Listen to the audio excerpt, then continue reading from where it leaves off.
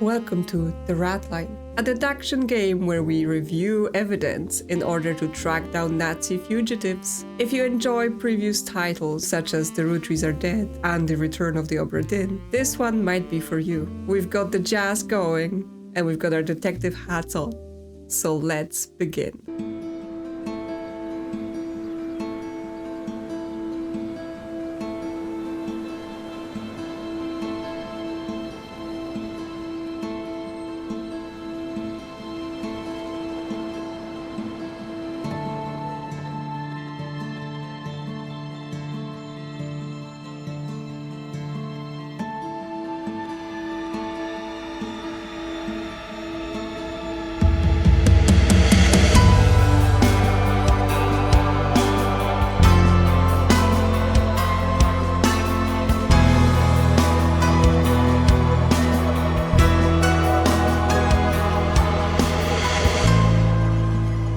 Well, things are looking serious. I wonder what was on that note that was attached to the body. Queens, New York, 1971. Okay, still the same time, but a very different place. Maybe want some supper, Mr. Perlman? No, thank you, Mrs. Muller. Soon, boy. Soon. Just one last case. Chapter 1. One last case. It seems like we need to solve some cases to get a less leaky apartment for our dog.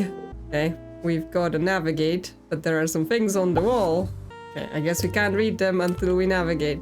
Italian bishop found murdered, body discovered in front of altar. May 1st, Bishop Vincenzo Turra was found brutally stabbed to death in the early hours underneath the altar at St. Matthias Church, Budapest. Authorities have not determined the cause, although the ferocity of the attack may suggest ideological motives.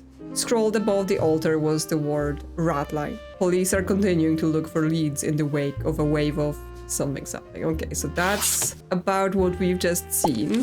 Top sleuth can find your missing man.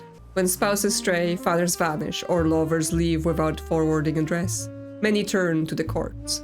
But for those seeking answers with a bit more urgency, Saul Perlman remains the city quiet constant. A veteran of private investigations trade, Perlman is known for his calm demeanor, sharp eye, and unmatched success rate in locating the absent, whether romantically, financially, or legally inclined to disappear. More recently, his talents have been put to use by the NYPD in Queens, where he has assisted in several fraud investigations. According to sources, Perlman's meticulous approach has helped identify multiple suspects now facing formal charges. I just follow the facts, Perlman said. If that leads to someone dodging rent or running Ponzi schemes, so be it. Everyone's hiding something. It's just a matter of looking in the right filing cabinet. Okay, so that's us. We're the top sleuth in town, and yet our roof is leaking. Clearly a job that doesn't pay too well. We've got our board, and I assume our first case. We want to assign a name and a picture to this person, Bill Campbell. But I assume we've got to learn more first. Hi, Sal. That's us, from what I understand. My regards from the Garden State. Looking for your help picking out a wanted fugitive. Bill Campbell is a fraudster and identity thief. He likes to move towns regularly, reinventing himself. My suspicion is that his new alias will hold up to casual usage, but he probably needs to use his real name for other things. Financial, legal. Look out for any evidence that leads you to him. Please could you pick out his new alias, first and last names, plus his current location. My best, Dan. It says Bill Campbell on here, that's his real name, but we're looking for what alias is he using right now. There's a picture of some people. Okay, so here we just drag out someone from a picture in order to use that picture. It's not like Roottrees where you click them to collect them and then select. So on this picture, variety of people, but we have Camden Busters, and then this guy is wearing an ID and also a logo on his shirt that matches the Camden Busters. So he works there, while the rest people could be just people that are taking this bus tour, and it's in New Jersey. So that's something we probably want if we're looking for location as well. Local busters. A hit. That's from March 4th, 1971, so recent. Since hitting the road earlier this year, Camden busters have been steering visitors through the sights and stories of our fair city. I'm blown away by how many folks are hopping on, says proud owner and sole tour leader Peter Giacometti. Business is booming. Enough to get a mink coat for the wife, a unique watch for his son, and fixes to the old bus. They even received a special visit from their sponsor, keen to inspect the side of the bus and take a photo. Okay, so that's the photo we now have. Clearly the tour is a smash. I loved every minute of it, said local pawnbroker and friend from neighboring burb, Collingswood, R. Green. Me and Mrs. Green can't wait to come again. For tour bookings, please call Peter at this number. He's a one-man tour bus operator. And then we got this picture. Okay, so those are the people from the bus tour. Yes, okay, so the couple on the side here are the same couple as this picture. What else does it tell us? Rose Street Gallery, Amsterdam. Okay, there's like cameras. Item listing, child's watch, owner B. Campbell. Okay, that's the guy we're looking for. So he used his real name here. Because I guess he had to, like, the initial note was like, oh yeah, for financial things he would have to use a real name. Then we have Hoffman's Diamonds and Pawn, Roger Green, managing director. Okay, so this is in a pawn shop run by the guy who is mentioned here, right? Because we have the local pawnbroker R. Green. But yes, that means this person here, Peter Giacometti, talks about buying a watch for his son. But then B. Campbell is pawning a Seiko watch that looks like a children's watch. So it's like that, the connection of Peter Giacometti being actually B. Campbell. And so he would be the tour bus operator, so he's the guy with the logo. Actually, the kid even has a suntan gap for where he would be wearing a watch. So further clues, interesting. Because this article he's like, oh, it's going so great with the busters, but then he's pawning his kid's watch. I guess may have gone downhill since. Okay, so from that, we say that he's now using the name Peter. And Giacometti. So their location on this picture is in New Jersey. Camden could be a location, because here it just says Camden Busters steering visitors through the sights and stories of our fair city. So is Camden the town? Yes, okay, we get Camden, New Jersey and Camden, UK, but we know it's New Jersey, so let's put that in.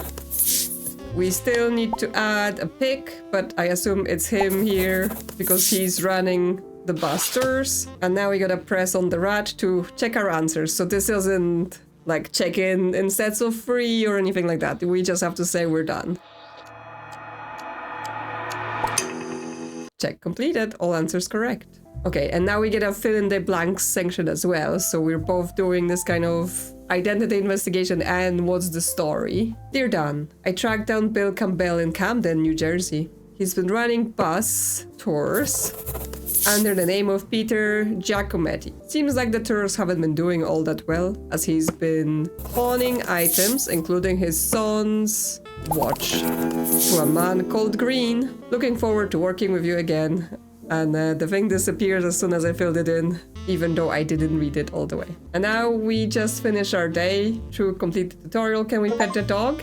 Yeah, we did. We pet the dog. There is a setting in like audio settings for dog, but all that does is make you listen to the dog snore, so I didn't enjoy that very much. And it's disabled by default, and I understand why. Well, let's do our own snoring and call it a day. Someone's calling us in the night. Hello, is this Perlman? It's 3 in the goddamn morning. That's what it is. Yeah, exactly. Who calls you at that time? I am not joking, Mr. Perlman. Yeah, nor am I, buddy. What do you want? Mr. Perlman, may I ask, what does the Ratline mean to you? The Ratline? Never heard of it. Sounds like a pest thing. How about Bishop Tura? Well, we had that on our wall, so I assume we know what it means. Huh? You have an article about him on your wall.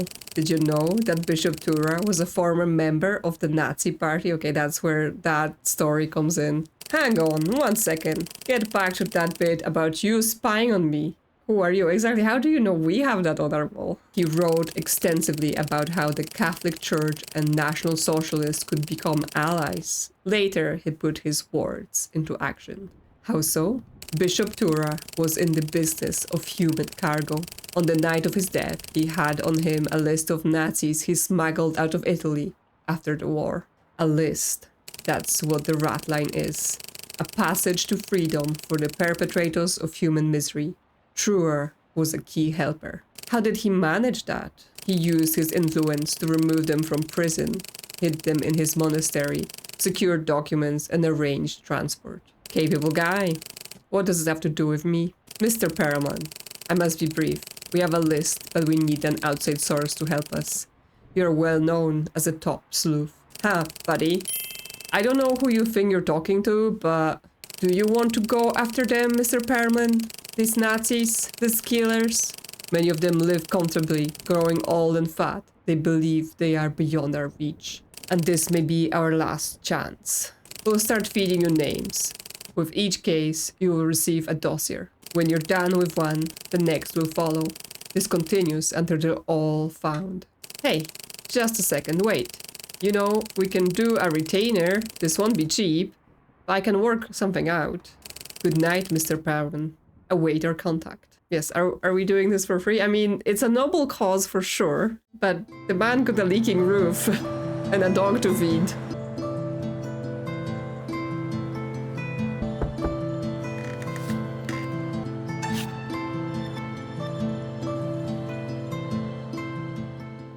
Chapter 2, Marathon Man. Well, I guess it's time for us to get to work on the real cases. Okay, we're learning we can flip documents. Oh, and we can call people. Okay, so we have a Rolodex and we can pick, wow, pick names. So there's Diego, Rodrigo Tailoring. Okay, and we just have to dial the number.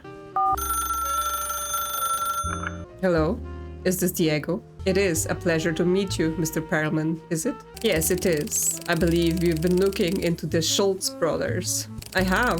My brief was to look for German dentists in Buenos Aires. I don't mean to alarm you, but there are a lot of them. I've really had my filling.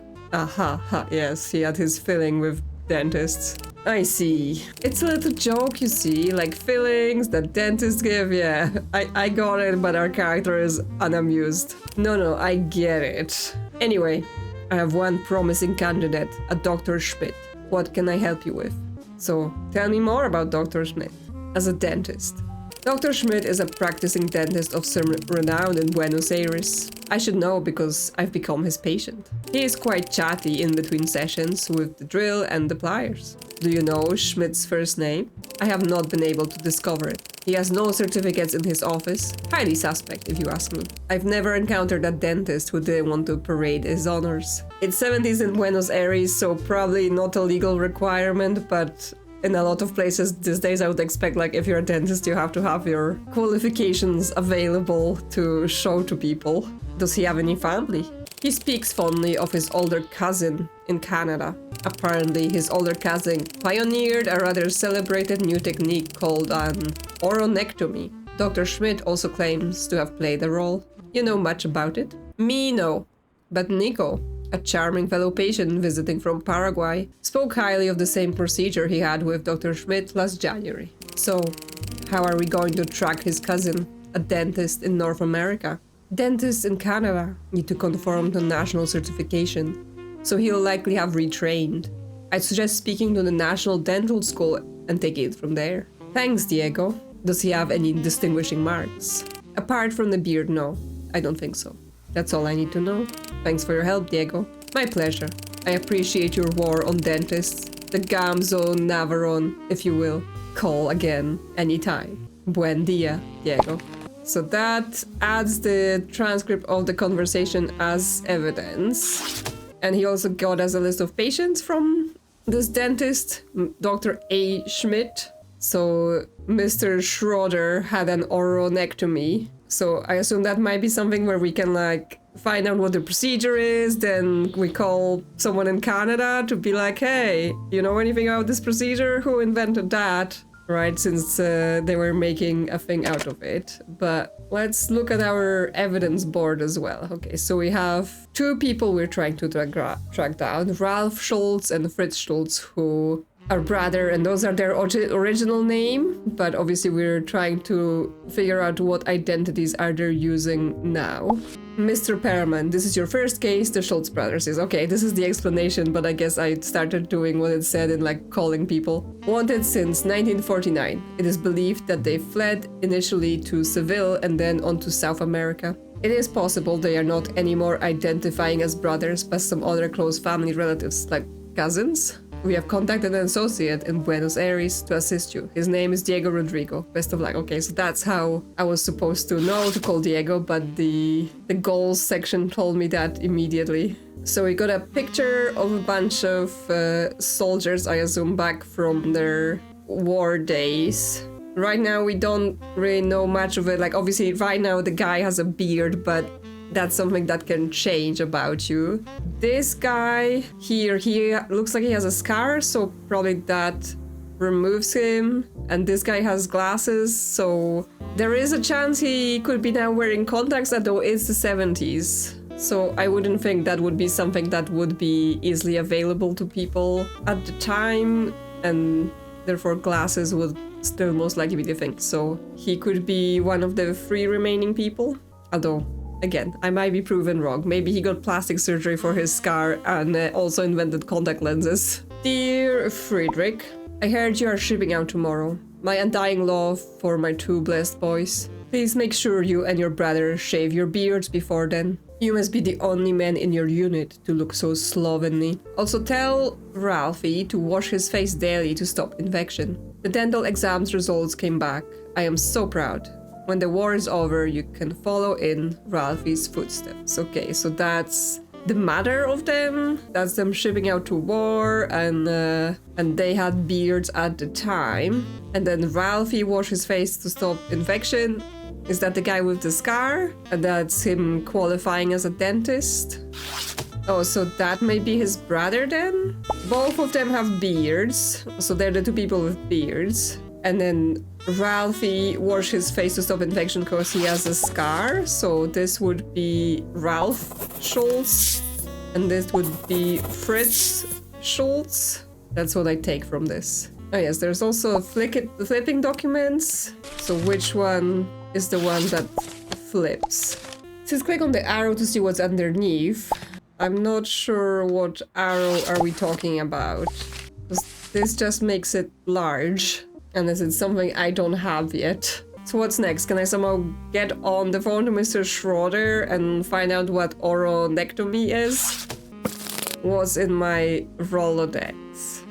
Yes, unsurprisingly, I don't have his phone number. Who I can call is the Canadian Dentistry Organization.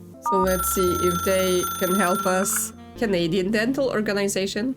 Provider of top-notch instruction from coast to Toothy Coast. Hello, who am I speaking with? This is Natalia.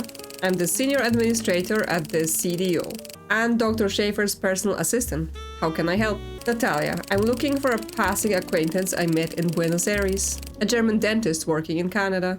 Sure, you're a dentist yourself? I am not, sorry. My name is Sol Perelman. Superman? No, Sol Perelman. Sorry to disappoint. I'm afraid we've had many Germans pass through our esteemed halls. I cannot necessarily help you. Anything else I can help you with? But you can tell me about this oronectomy and who supposedly helped invent it. The oronectomy is a groundbreaking procedure in humane cavity replacement. Invented right here in Canada. It's a little technical, but you take a drill and put it deep into the crown. Typically it's done in 2 stages, a year apart, to allow for regrowth. Who invented this work? Well, I can't give you direct info on our members, but there was an exciting conference in Montreal recently that honored the creators. Okay, I understand not them being like, oh, you know, I can't tell you someone's address, but I can't tell you who invented that procedure. That seems like a bit of a weird explanation. And especially I can't tell you who did the procedure, but I can tell you there was a thing where they talked about it. I'll send you some materials once we're off the call. I'll also tell Dirk you're asking about his work. I can't tell you, but I'll tell you. Because yeah, she said she's like a personal assistant to some guy who might be who we're looking for. Thanks. In fact, there was another doctor there from Buenos Aires. Perhaps you know him, although I'm forgetting the name. Beyond that, we can ask about the CDO and about hair. Tell me more about the CDO. We're headed up by Dr. Herring. He's out right now. The CDO trains and certifies all dentists who want to work in Canada. We work with a variety of student dentists as well as mature expatriates who want to work here. Where do your expatriates come from? Oh, everywhere. England, France, Argentina. Lots of South Americans, though very few of them native. Thanks. Yeah, are there lots of Germans coming from South America? What about you, Natalia? What's your story? Truthfully, I want to be a folk singer. Do you listen to folk music? You mean Bob Dylan? Neil Young? Oh no, that's far too commercial. I do a lot of traditional Canadian working songs. We've got a little commune out of town. This pays the bills. I see, thanks. I also sing a lot about the danger of candy, for kids mostly. If you want to know what it can do to teeth, you should talk to my friend Bev at the 5 Pieces place. The horrors! Okay, this is a Roottrees Are Dead reference. Aha, I haven't had those in years. That's all for now. Many thanks, Natalia, for the tooth and nothing but the tooth. So many puns. Very nice. You have a good day, sir. Okay, so she sent us a bunch of things. Canadian Dentistry org. Yes, that's the transcript of what we just done. Here's a picture. Okay, so here's the guy with the scar once again.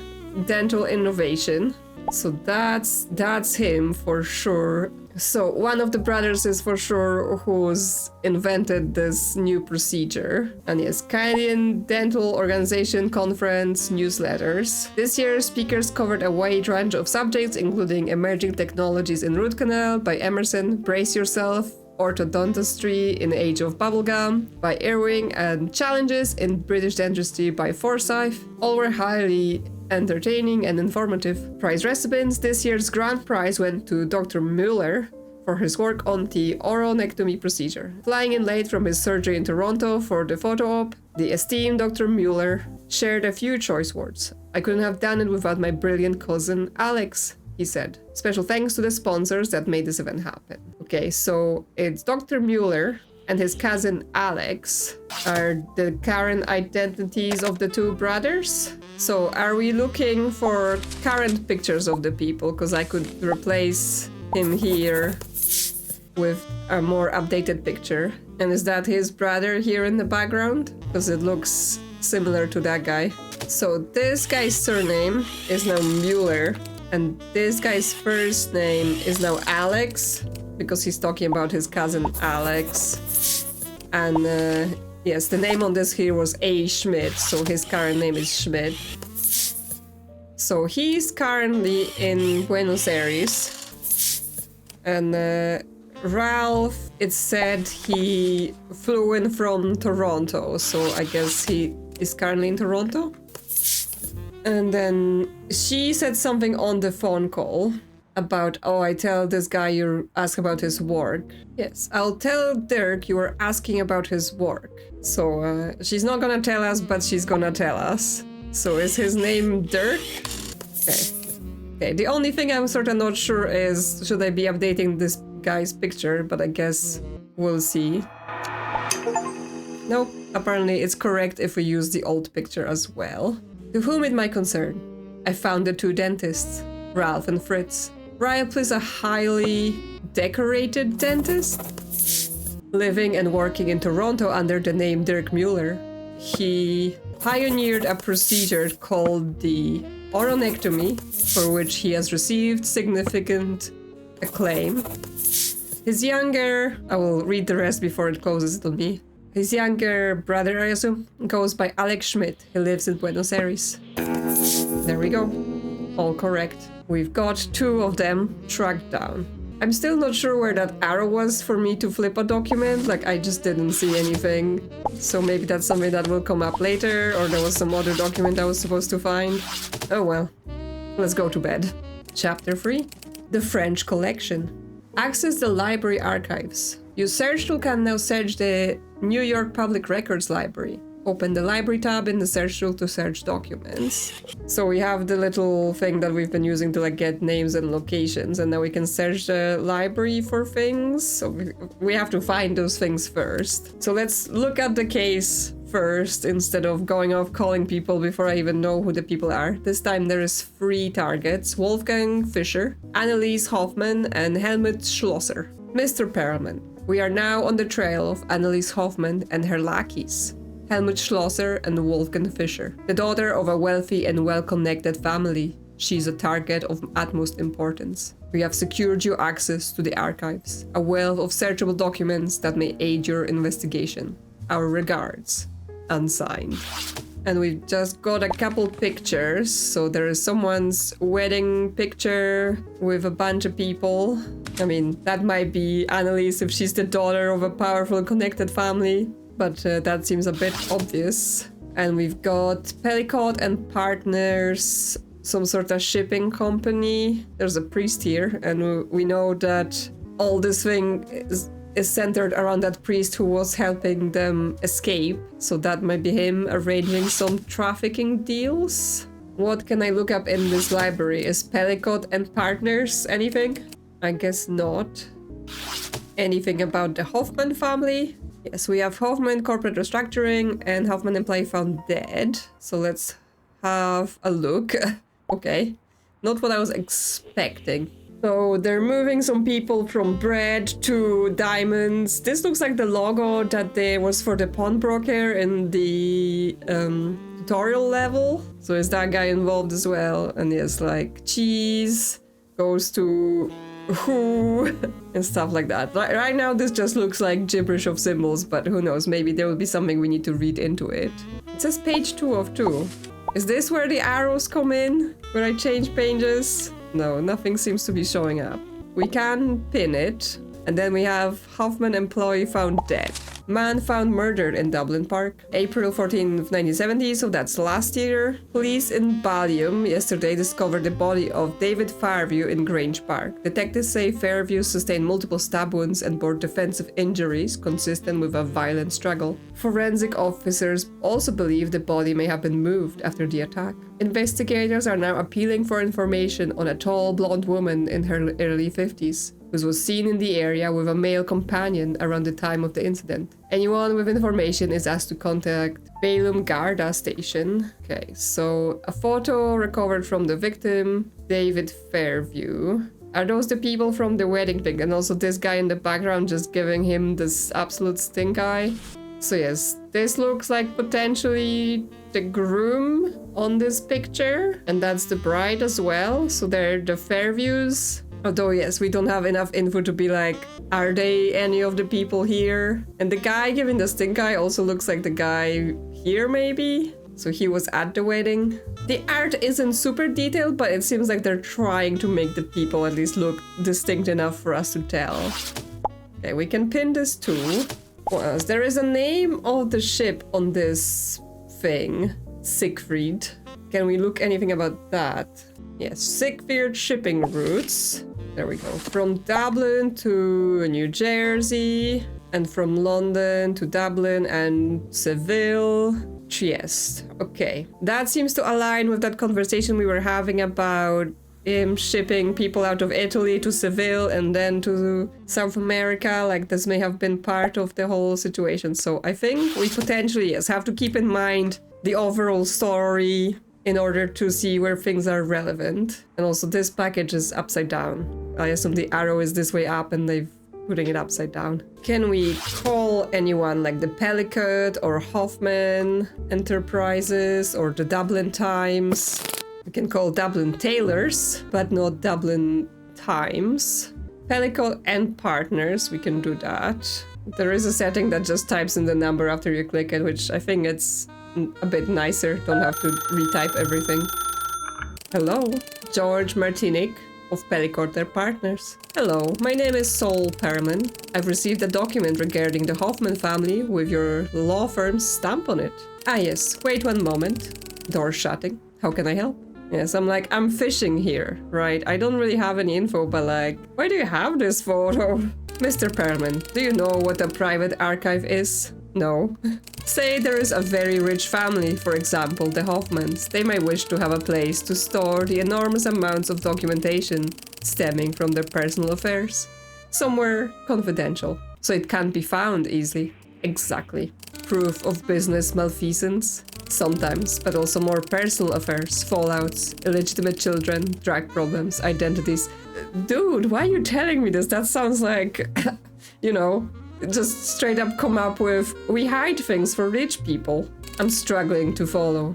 My apologies. Pellicord and partners represented the Hoffman business until we were ousted in a recent corporate restructure. We also served as a personal archive. You know where the bodies are buried. Exactly. That photo is from the secure archive. It was deposited there many years ago. The reason you have it is certain partners, myself included, feel that more light should be shed on the Hoffman's family broader activities. Okay, that explains it more. Like, why is he immediately giving me all the dirt? It's like, okay, he's in on this. He wants people to know. What are those broader activities? For example, the Hoffmans run cafes, restaurants, stores. I've met a number of the regional directors. They have surnames like Rodrigo, Savelli, Giraud. What do you think their accents are? German. You are smart. They all have strong German or Austrian accents and are roughly 50 to 60-year-old. You think the Hoffmans are hiding people inside their companies? I do, including family members. That I couldn't say. What was the restructure about? I think there was a big scandal. I heard little and it was all covered up quickly. After that, a lot of people were moved around and we were cut off. So what can you tell me about the Hoffmans? Very rich Swiss-Australian family. Father Franz and mother Elizabeth. One daughter, Anneliese. What did you say they run? They specialize in food and drinks.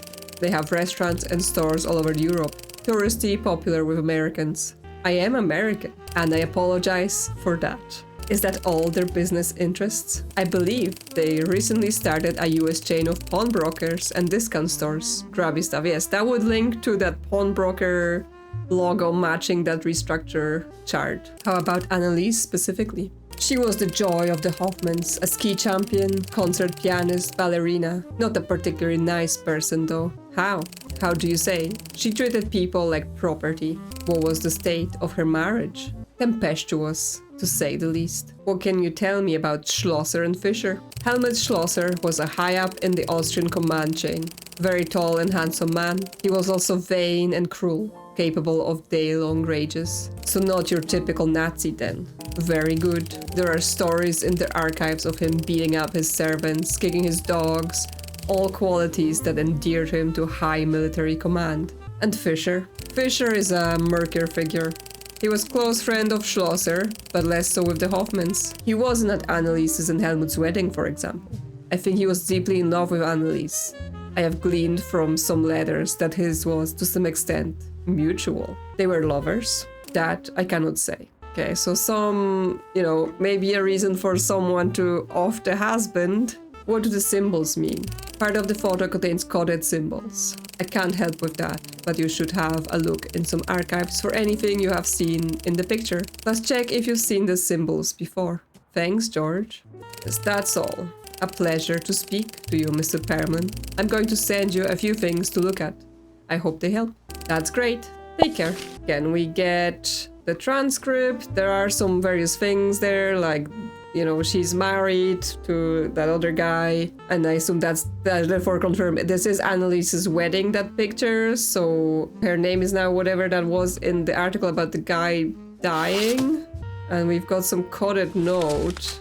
Dear Anna, my mother says she already knows that I need to understand about things your parents discuss in polite circles and other intellectual things that I study or love. Ava Teapot. Okay, so there's symbol behind each word. But it's not like, oh, just read that one symbol, at least not like the first one I tried, because that doesn't make sense. So we potentially need something to decipher this with. There's another picture of a woman and a child, although slightly broken. Dear Annalise, I'm sorry to hear about Helmi. We can handle arrangements, but you need to leave Europe as soon as possible. Okay, so yes, that's her husband gets killed and they're like worried someone is after them. We have a new opportunity that could provide you some cover. The first name, however, will have to stay. Please take care. Your cousin, the young Master Kunst, inquired after you. He is terribly fond. What a shame this all is. Love, Ma and Pa. Okay, so is she still going by Annalise then? Since they refer to her as such. And Hoffman Enterprises, European corporate structure, Mountaintop head office in Geneva, E&F Hoffman. Okay, so that's still the parents. The Copper Kettle in London. Okay, David Fairview. That was the husband. House of Olives in Madrid. Yeah, Hoffman Diamonds and Pawn, TBD. So yes, they have a bunch of things in a bunch of places. The big cheese in Paris. Okay, does that link to anything that we have? Because now I'm like, does this link to here somehow? But maybe not. Like, I was like, maybe some of the symbols match this stuff, but not quite. Like here we have like olives, papers, tables. There is cheese, but there isn't cheese on here. So that's not quite it. But I think it matches those symbols, potentially. Like we know the Hoffman Diamonds and Pawn, that's probably what this is. And the top tomatoes, the pretzels, yeah, Pretzel Shack is Pretzel Shack. So this is probably them like restructuring the people that are hiding between the different places. So it was saying here, yeah, you need to leave Europe. So he was David Fairview, as we know from this.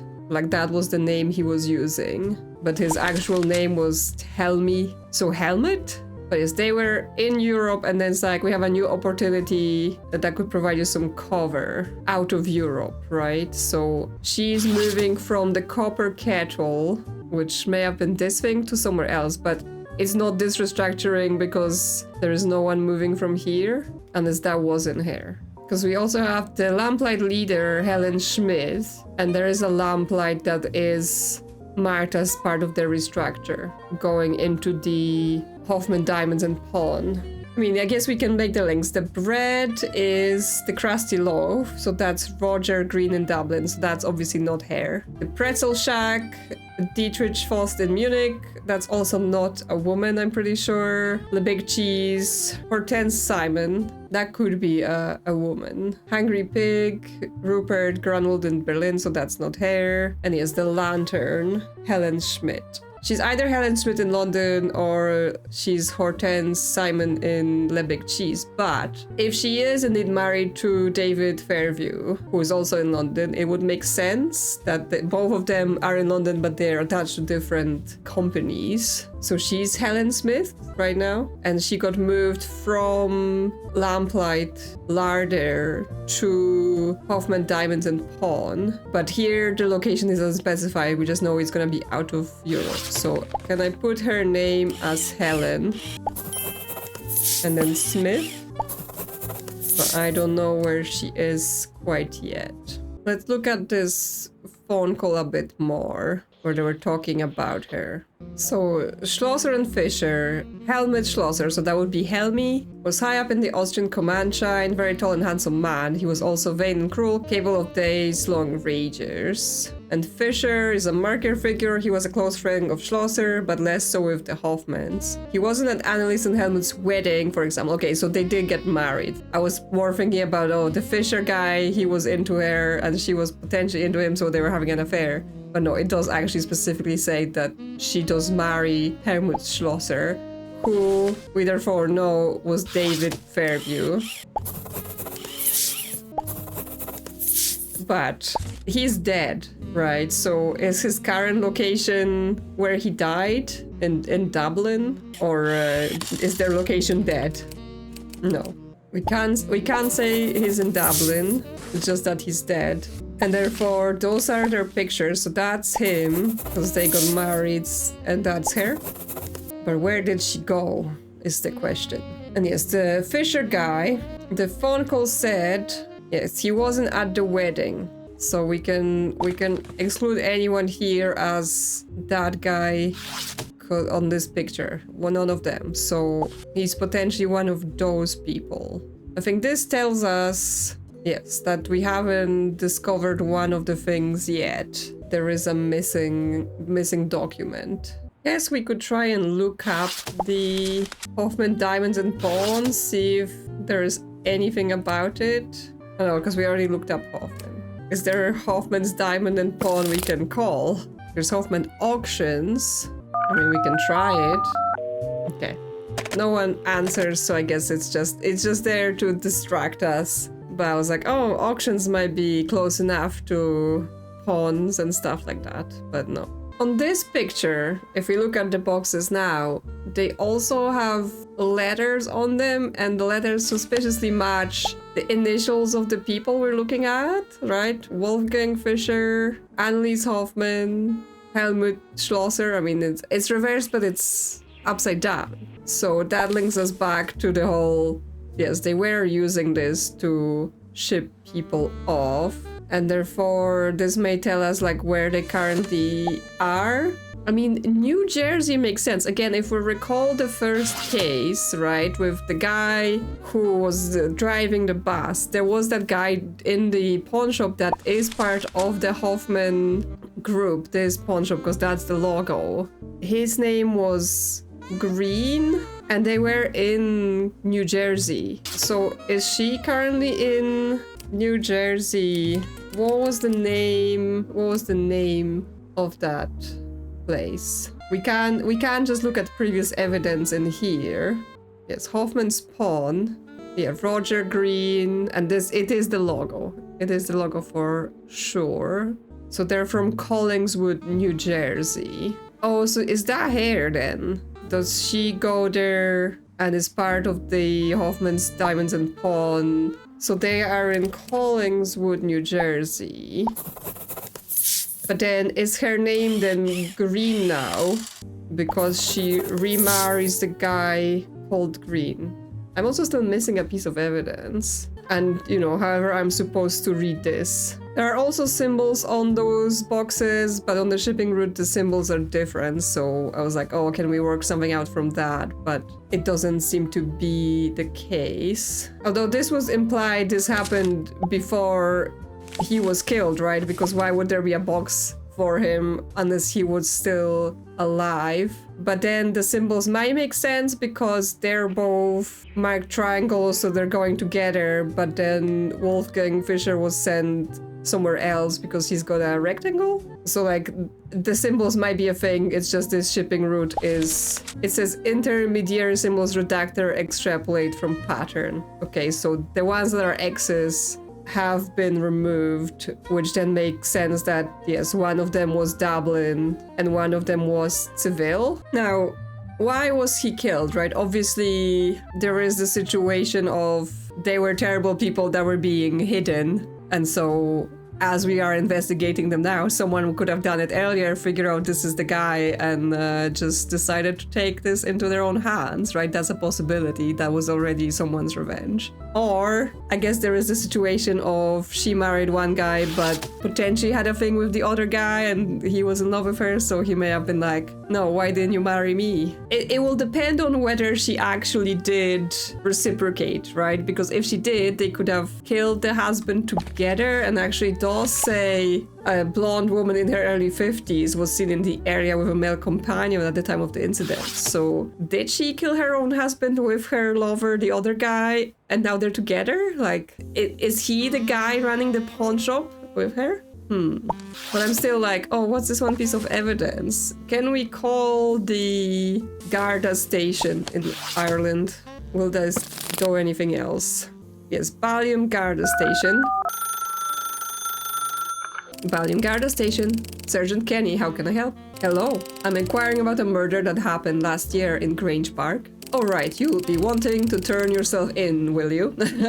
They're like, we didn't solve it, so could you like just confess, please? I'm inquiring about the victim, David Fairview. Look, fella, I don't know the case. What I know is I've sure had enough of yous lot calling up about it, okay? People have been calling about it. As people. Yes, Yanks, you called last week asking this and that about developments in the case. Well, this is an open investigation, so we ain't got naught to say you, yeah? Okay, he's like, all Americans, you sound the same. Just calling us about our cases. Where were the calls coming from? Oh, some dizzy girl in New Jersey. You done now? Well, I'd really like to... Oh, piss off. Wow, the customer service on those people. Okay, so we get basically nothing other than a girl from New Jersey is calling, which could be therefore Annalise now Helen. But if she did it, then she's just calling to be like, let's make sure they don't know about it. But yes, currently my main suspicion is that therefore she's married to the guy here, R. Green. Yes, Roger Green, that's him. And he's also in Collingswood, New Jersey. But then, if he wasn't at the wedding and here he's in a box, can I get his picture from the other case? Because like we can get this photo and in theory we can pin it. And we know that's him because it was the same picture as the pawn shop. Okay, so we can grab evidence from other cases? And is that correct? Yes, it is. Okay, well, that's an interesting turn on this sort of case-by-case game, right? Because obviously when we play Roottrees, everything is available at all times, so yes, we can use it for people then. But in things like Golden Idol, which is more of the case-by-case format, obviously we only use the evidence that's presented for a given case. But here, we are allowed to look back through the cases and take things from there, because obviously everything is connected in some way. Like this whole priest situation is gonna come back. So that's a curious one. To whom it might concern, I found your 3 fugitives. All 3 took the secret ship from... All 3 took the secret ship from something to London and Dublin. Okay, I thought it was coming... Oh no, was it coming from Trieste first and then Seville, London, Dublin and New Jersey? Okay. They took on aliases that allowed them to run Hoffman businesses without detection. However, it appears that Wolfgang and Annalise started an affair. This led to the death of Helmut Schlosser, most likely at their hands. They were smuggled by Annalise's parents to New Jersey to head up Hoffman's Diamond and Pond in Collingwood, New Jersey. They are married and go by Roger and Helen Green. Yes.